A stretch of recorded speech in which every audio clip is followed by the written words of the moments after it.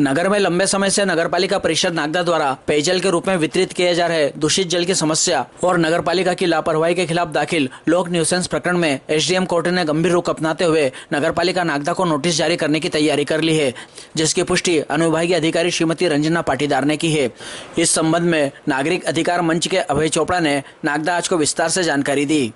नागरिक अधिकार मंच ने नागदा के गंदे जल का मुद्दा उठाया, जिसको लेकर के नागदा की एसडीएम फिल्टर प्लांट पर निरीक्षण करने गई।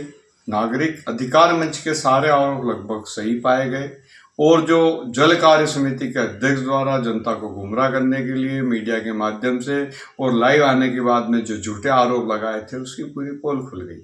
हमारा प्रशासन से अनुरोध है कि आपने जो निरीक्षण किया है फिल्टर प्लांट का, उसकी रिपोर्ट जनता के बीच सार्वजनिक करें।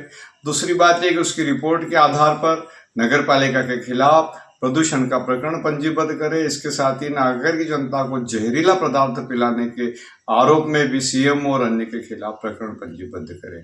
हमारा ये कहना है कि नागदा में बहुत दिनों से एक ऐसा गिरोह चल रहा है जो कि अफवाह उड़ा करके जनता को गुमराह कर रहा है। इस प्रदूषण के मामले में भी राजनीतिक नेताओं से कुछ पत्रकारों द्वारा साड़गार करके अफवाह उड़ा करके मामले को रफा दफा करने की कोशिश की गई।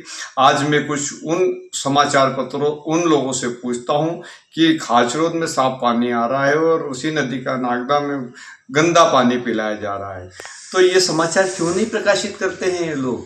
आखिर क्या कारण है ये लोग? और मेरा इस भास्कर समाचार पत्र से अनुरोध है कि आपने इस नीलेश पंचोली को ही पुरस्कार दिया और पुरस्कार किस आधार पर दिया इसका भी इनको खुलासा करना चाहिए। इन पुरस्कार देने से और नेताओं की साठगांठ से नागदा का जनमत प्रभावित करके जनता को गुमराह करके भ्रष्टाचार करना चाहते हैं, जिसका कि नागरिक अधिकार मंच पूरी ताकत से और पुरजोर विरोध करता है। नागरिक अधिकार मंच अनुविभागीय अधिकारी से अनुरोध करता है कि सौ प्रेरणा लेकर के और नागरिक अधिकार मंच की शिकायत पर प्रदूषण का केस पंजीबद्ध करें, अन्यथा सोमवार या मंगलवार तक नागरिक अधिकार मंच प्रदूषण फैलाने के मामले में नगरपालिका के खिलाफ आपराधिक वाद लगाया जाएगा। हमारा ये कहना है कि एलम में भारी भ्रष्टाचार हुआ है, इसकी भी जांच करना चाहिए। क्लोरीन नहीं बुलाई गई, ये भी सबसे बड़ा अपराध है। इसके बाद में सबसे बड़ा अपराध तो सेटल टैंक का है कि नगर में जगह जगह बड़े बड़े बगीचे बना दिए गए। जिनको अवैध कॉलोनी बनाई उनके पास रोड डेवलपमेंट को लेकर के, उनकी कॉलोनी अच्छी भाव में बिके इसको लेकर के साठ गार्ड करके और आधे पैसे में लेके और नगर पालिका के निधि का दुरुपयोग करके और इन्होंने कॉलोनियां बनाई दी गई। जबकि 3 साल पहले ही हमारे एक नगर पालिका के पूर्व अध्यक्ष ने बोला था कि सेटलमेंट टैंक का प्रस्ताव पारित हो गया है, लेकिन सेटलमेंट टैंक में इनको कुछ भी नहीं मिलता है और कॉलोनाइजर में बड़ा हिस्सा कॉलोनी बेचने से लगा करके कॉलोनी बनाने तक नगर पालिका के पूरे लोग लगे हुए हैं। इसलिए जनता का जो पैसा है, जनता के पैसे से जनता का काम नहीं हो पा रहा है और हम कोई एहसान नहीं चाहते।